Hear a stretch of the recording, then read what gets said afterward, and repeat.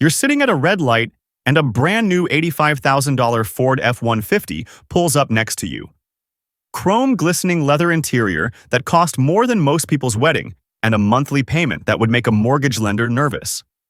Here's the kicker, the person behind the wheel. They're probably making $55,000 a year. I know what you're thinking. How is that even mathematically possible? That's exactly what we're diving into today.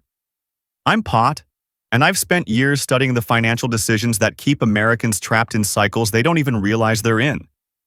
If you've ever wondered how your coworker affords that $1,200 a month truck payment while complaining about the price of eggs, hit that subscribe button and smash the like if this video opens your eyes to something you can't unsee. Because here's the truth. These people aren't actually affording anything. They're participating in a carefully engineered system designed to extract maximum wealth from regular people, and it's working perfectly. Let's start with the numbers that most people don't want to believe when I tell them. The average new car payment in America right now has crossed $750 per month. Not for a luxury vehicle, not for some exotic Italian sports car. That's the average payment for a regular new car purchased by a regular person. But here's where it gets absolutely wild. For trucks and SUVs, which have basically become the default choice for American buyers, we're looking at payments that routinely hit $1,000 to $1,400 per month. Every single month. For 6, 7, or even 8 years. Now you might be thinking, well, maybe people are just making more money these days. Maybe wages have kept pace with these insane prices. And I wish I could tell you that was true, but the math tells a very different story.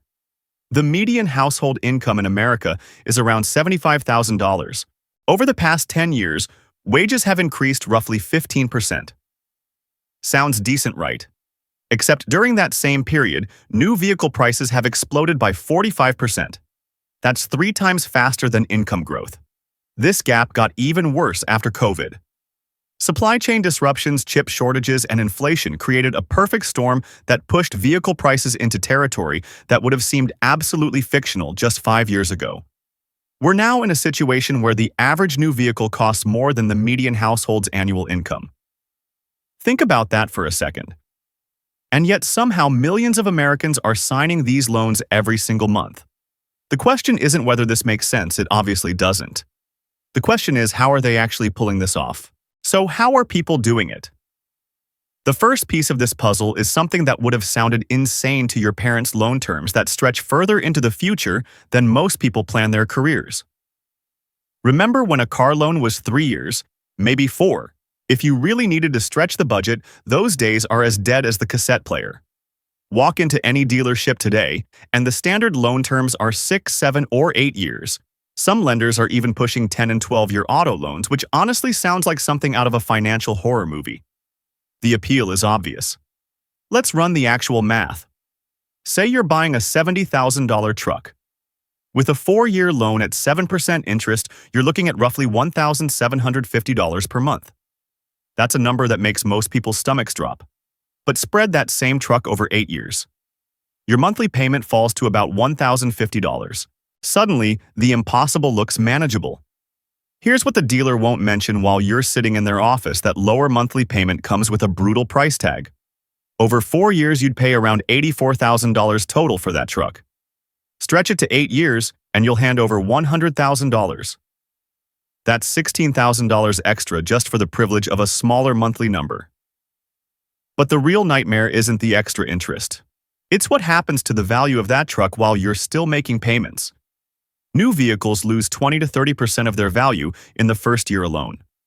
By year 3 or 4 of your 8-year loan, you'll owe significantly more than the truck is worth.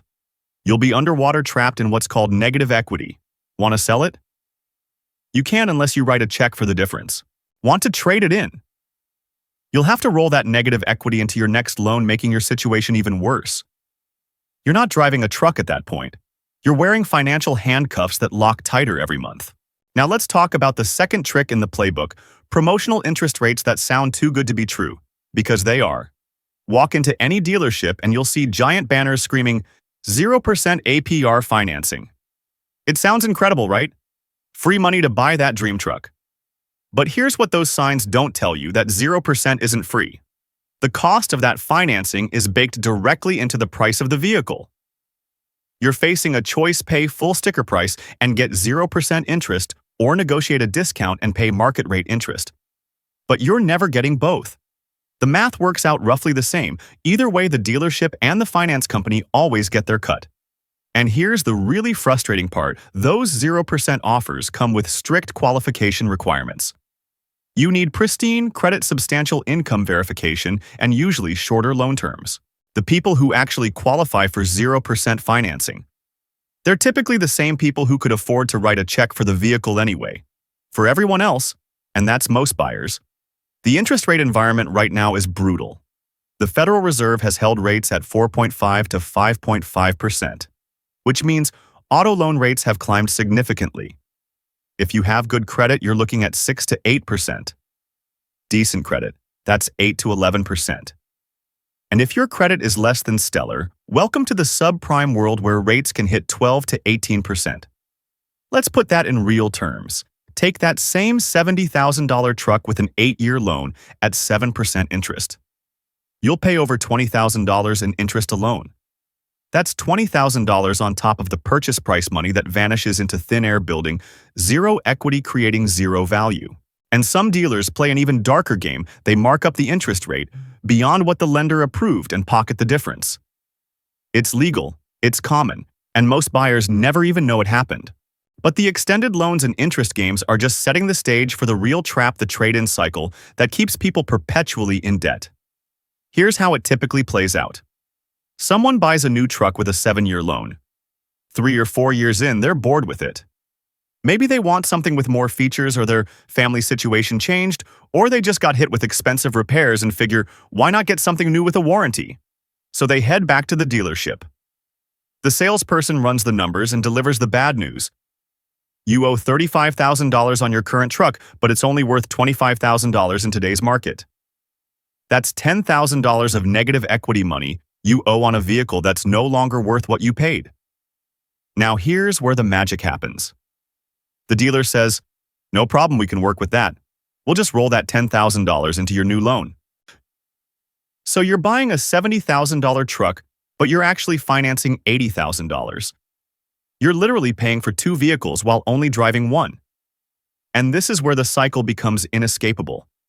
That new $80,000 loan, it puts you even deeper underwater from day one. A few years down the road, you'll have even more negative equity. Roll it into the next vehicle and suddenly you're financing $90,000 for a $75,000 truck. According to recent industry data, the average negative equity being rolled into new car loans in 2024 hit a record high of over $6,000. But for trucks and SUVs, that number frequently exceeds $10,000 or even $15,000. The dealerships absolutely love this system. They've created customers for life, not because people are loyal, but because they're trapped. Breaking free would require writing a check for $15,000 or $20,000 just to get to zero. Most people don't have that kind of cash sitting around, so they keep rolling the debt forward year after year, vehicle after vehicle. You're not buying cars at that point, you're renting them at the most expensive rate imaginable. Now here's the thing that makes all of this possible. We've somehow collectively decided that spending $1,200 a month on a car is normal. Think about it.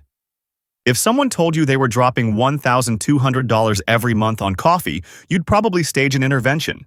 If they admitted to spending that much on clothes, you'd assume they had a serious problem. But when it's a car payment, we just nod and say, well, you need reliable transportation. This normalization didn't happen by accident. It's the result of billions of dollars in marketing designed to convince you that your vehicle isn't just transportation, it's an extension of your identity. That truck in your driveway, it's not just getting you to work, it's broadcasting to the world that you're successful, hardworking, masculine, capable. That SUV isn't just hauling kids to soccer practice, it's proving you're a responsible parent who prioritizes safety and family values. And that Tesla, that's telling everyone you're environmentally conscious, tech-forward, someone who thinks about the future. The automotive industry has become masterful at tapping into these psychological triggers. They don't sell transportation anymore. They sell the person you want to be. And social media has supercharged this effect. Instagram is flooded with hashtag truck life and hashtag SUV mom content. TikTok's hashtag car talk has literally billions of views, people showing off their vehicles, their modifications, their lifestyles. YouTube is packed with reviews that make every new model feel like a must-have upgrade. You're not just comparing yourself to your neighbor anymore. You're comparing yourself to millions of people online, all projecting their best automotive life. The pressure to keep up becomes overwhelming. When everyone around you seems to be driving something impressive, that $1,200 payment starts to feel not just acceptable but necessary. You deserve it, right? You work hard.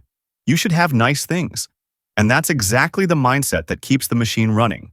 So now that we understand the mechanisms that make these payments seem possible, let's talk about what's actually happening in people's lives to make the numbers work. Because even with extended terms and emotional justification, $1,000 to $1,400 a month is still a massive amount of money. The truth is, people are restructuring their entire financial lives around their car payment. And I mean entire lives. I've seen people in their 30s living with roommates not because they're saving for a house, but because they need to keep rent low enough to afford their truck payment. They'll downsize from a one-bedroom apartment to a studio, or move to a cheaper neighborhood, farther from work, all to protect that monthly payment. The food budget gets slashed to nothing. They're eating ramen rice and beans meal prepping the cheapest proteins they can find, all while driving to work in a vehicle that costs more than most people's annual salary. Vacations. Those stopped years ago. Restaurants. Maybe once a month if they're lucky. Entertainment budget, Netflix, and whatever's free. But it gets more creative and more desperate. A growing number of people are taking on side hustles, specifically to cover their vehicle expenses. They're driving for Uber or delivering DoorDash on weekends, using their expensive truck to generate the income needed to pay for that same expensive truck.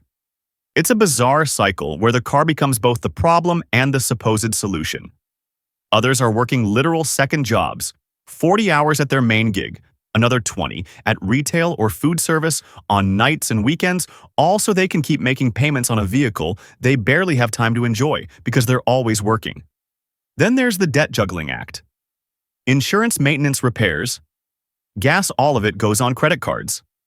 They'll max out one card, apply for another, transfer balances, play the minimum payment game.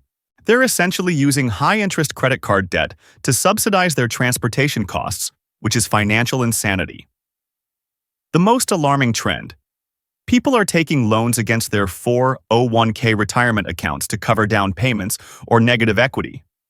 They're literally stealing from their future selves, sacrificing compound interest and decades of growth to drive something shiny today. But here's where the situation goes from bad to absolutely catastrophic. Many of the people making these extreme sacrifices aren't just doing it for one vehicle. They're juggling multiple car payments simultaneously. The average American household now owns 2.5 vehicles. That's more cars than licensed drivers in most homes. And it's not uncommon to find families running 2 or 3 car payments at the same time. Let's look at a typical scenario that's playing out in driveways across America right now. Dad has his work truck, $900 a month. Mom has her SUV for hauling the kids, $750 a month. And maybe there's a third vehicle for the teenager who just got their license financed at $400 a month because they need something safe and reliable. Add it all up and we're talking about $2,050 per month in car payments alone. That's often more than their mortgage payment. These families have essentially created their own personal financing nightmare, except instead of building equity, they're watching their money evaporate through depreciation. Now multiply everything we've discussed by 2 or 3. Multiple insurance policies that could total $600 to $900 per month. Multiple maintenance schedules to track. Multiple registration fees. Multiple tanks of gas to fill every week. The psychological effect of managing all this is fascinating in the worst way. People become experts at juggling payment due dates, but they completely lose sight of the bigger picture. They'll celebrate finally paying off one vehicle while simultaneously signing paperwork for 2 new ones. They measure success by their ability to keep all the plates spinning, never stopping to ask whether they should be spinning plates at all. It's financial chaos masquerading as responsible adulting. Now let's talk about the costs that most people completely forget to calculate when they're sitting in that dealership mesmerized by the smell of new leather and the shine of fresh chrome. Start with insurance. Insuring a $70,000 truck isn't like insuring your old Honda Civic. We're talking $250 to $400 per month for comprehensive coverage. And that's for one vehicle with a clean driving record. For families with multiple expensive vehicles, insurance premiums can easily hit $600 to $900 monthly. That's $7,200 to almost $11,000 per year, just for the privilege of legally driving your depreciating assets on public roads. Most people negotiate the monthly payment down to the dollar, then walk into their insurance agent's office and get blindsided by reality. Then there's maintenance, and modern vehicles are nothing like the cars your parents drove. These are computers on wheels with advanced emission systems, multiple cameras, dozens of sensors, and technology that would have seemed like science fiction 20 years ago. When something breaks, and it will break, the repair bills are staggering. A basic brake job on a modern truck, that'll be $1,000 to $1,500. Transmission problems, you're looking at $6,000 to $8,000. Major engine work can easily exceed $10,000 to $15,000. And here's the kicker: one failed sensor in your backup camera system or parking assist can cost $500 to $1,500 to replace. These aren't mechanical repairs anymore, they're technology repairs with technology prices. Fuel costs deserve their own category of pain. That beautiful truck getting 15 miles per gallon in real-world conditions. At $3.50 per gallon, driving 15,000 miles a year costs you $3,500 annually. That's nearly $300 a month just to keep the tank full. Even electric vehicles aren't the escape people think they are. Home charging runs $40 to $80 monthly, and if you're using public fast charging stations regularly, those costs climb fast, sometimes exceeding what you'd pay for gas. And here's the terrifying part: most people making these extreme car payments have zero emergency fund. When that $8,000 transmission fails, or those $1,200 brakes need replacing, where does the money come from? Credit cards, personal loans, borrowed from family. The car payment that was supposed to be manageable becomes the catalyst for a debt spiral that can take years to escape. All right, let's step back and look at the numbers that dealerships definitely don't want you to calculate. Because when you add up the true cost of these decisions, the picture becomes absolutely devastating. Let's walk through a real scenario. You buy a $65,000 truck with an 8-year loan at 7% interest. Your monthly payment is $800, which feels manageable compared to the $1,500 you'd face with a 4-year loan. Here's what you'll actually pay over those 8 years. Loan payments: $800 per month times 96 months equals $76,800. But that's not the full purchase price. That includes $11,800 in interest alone. You're paying almost $12,000 just to borrow the money. Insurance: $300 per month times 8 years is $28,800. Fuel: at $350 monthly, that's another $33,600 over 8 years. Maintenance and repairs: $2,500 per year times 8 years gives you $20,000, and that's being conservative. Add it all together and you've spent $171,000. Now, what's that truck worth after 8 years of use? If you're lucky, maybe $12,000 to $15,000. You've paid $171,000 for the privilege of driving what's now a $13,000 vehicle. The real cost of your transportation was $158,000. That's not a car payment. That's wealth destruction with heated seats and a backup camera. But here's where it gets truly painful: the opportunity cost. What if instead of buying that truck, you took that same $800 per month and invested it in a simple S&P 500 index fund, earning a historical average of 8% annually? After 8 years, you'd have approximately $120,000. Not only would you have avoided the financial burden of the truck, you would have actually built wealth instead of destroying it. The true cost of this decision isn't just the $158,000 you lost on transportation. It's the $278,000 gap between what you spent and what you could have accumulated. Nearly $300,000 in wealth difference from one decision. Now consider an alternative: buy a reliable $20,000 used vehicle with cash or a 3-year loan. Your payment: around $600 a month for 3 years, then nothing. Take the difference, $200 a month for 3 years, then $800 a month for 5 more years, and invest it at that same 8% return.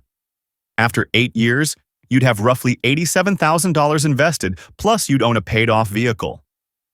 And here's the generational wealth impact nobody talks about. This isn't a one-time decision.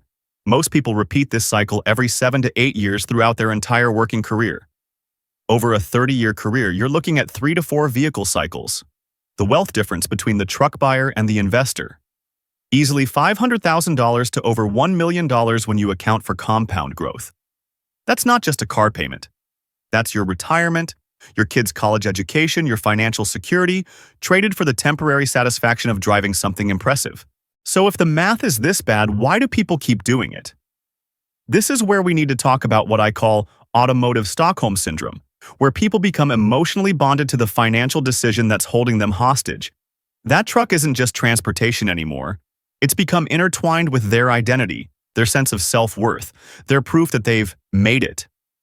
The idea of driving something cheaper feels like admitting failure or accepting a lower position in the social hierarchy.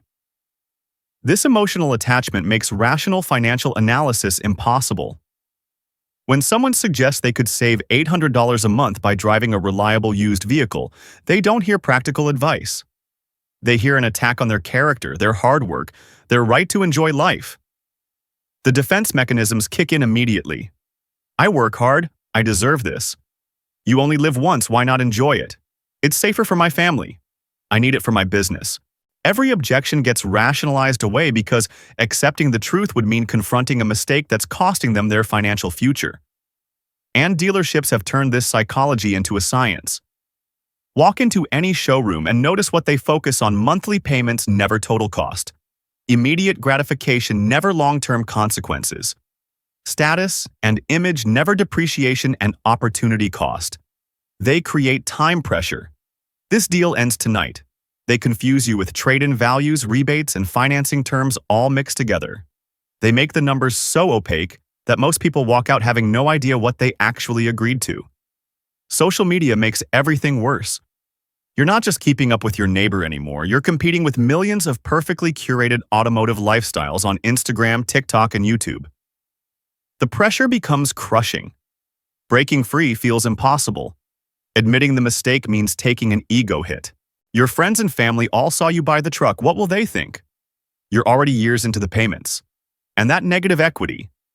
It's a financial prison with no visible exit. So people stay trapped, defending their captor, convincing themselves that everyone else is doing it too, so it must be okay. So there you have it. The mystery of how people are affording these insane car payments isn't really a mystery at all. It's a carefully orchestrated system: extended loan terms that hide the true cost, promotional rates that aren't actually free, a trade-in cycle designed to trap you forever, and psychological manipulation that turns transportation into identity. These people aren't affording anything. They're just postponing the financial reckoning while bleeding wealth every single month. Here's the reality behind that $85,000 truck you see at the stoplight. That person is probably eating ramen for dinner. They likely have no emergency fund. Their retirement account is empty or being raided. They're one major car repair away from a financial crisis, and they're convinced they have no choice because everyone else is doing it too. But you have knowledge now, and knowledge is defense. That reliable used car in your driveway isn't something to be embarrassed about. It's a strategic wealth-building tool. While your neighbor is hemorrhaging money on depreciation and interest, you're quietly building the kind of financial security that actually matters. Here's what you need to do. First, calculate the true cost of any vehicle, not just the monthly payment, but insurance, fuel, maintenance, and opportunity cost. Second, always consider what that money could do if invested instead. Third, buy used and pay cash whenever possible.